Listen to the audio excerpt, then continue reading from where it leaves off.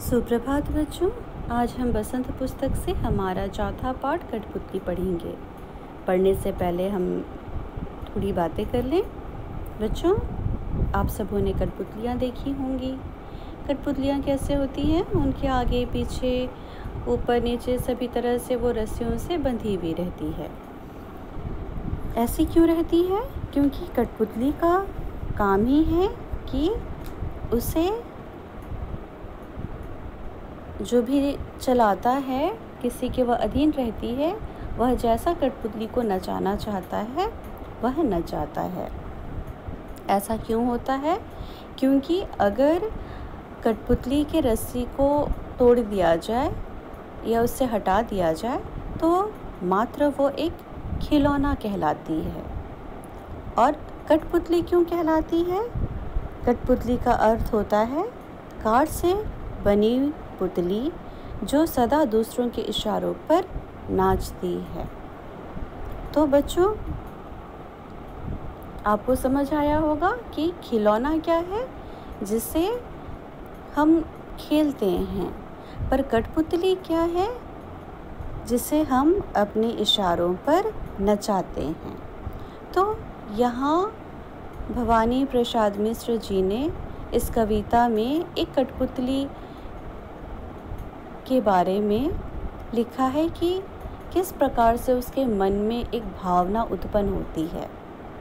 तो चलिए हम कविता को पढ़ें। कठपुतली गुस्से से उबली, बोली, ये धागे क्यों हैं मेरे पीछे आगे? इन्हें तोड़ दो, मुझे मेरे पाँव पर छोड़ दो।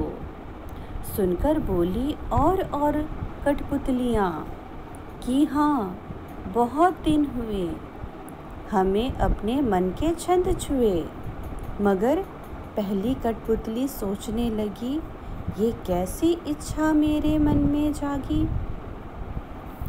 तो बच्चों, यहाँ एक कठपुतली बहुत ही गुस्से में कहती है कि मेरे आगे पीछे ये धागे क्यों हैं? इसे तोड़ दो और मुझे मेरे पाँव पर छोड़ दो। कठपुतली को अगर रस्सी काट दी जाए तो वह मात्र एक खिलौना कहलाएगी। तो बच्चों, यहाँ हम देखते हैं कि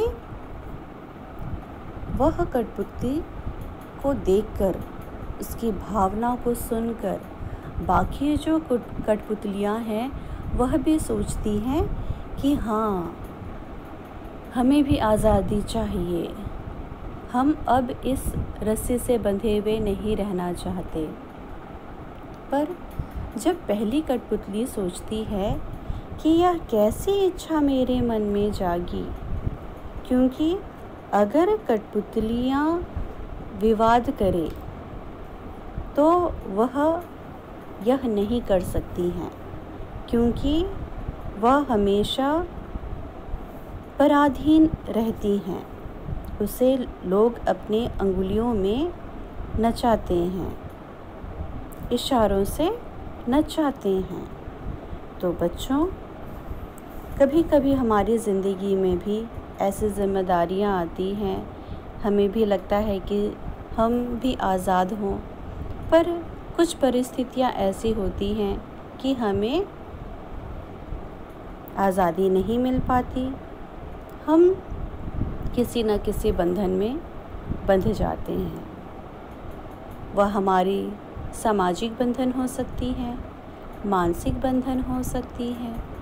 तो बच्चों, इस पाठ में भवानी प्रसाद मिश्र जी ने हमारी ही जीवन की किसी न किसी मोड़ पर आई परिस्थितियों के बारे में बताते हैं कि कभी कभी हम स्वतंत्र होकर के भी स्वतंत्र नहीं हो सकते, हमें पराधीन रहना पड़ता है। आशा करते हैं बच्चों, आपको यह पाठ समझ आया होगा। धन्यवाद।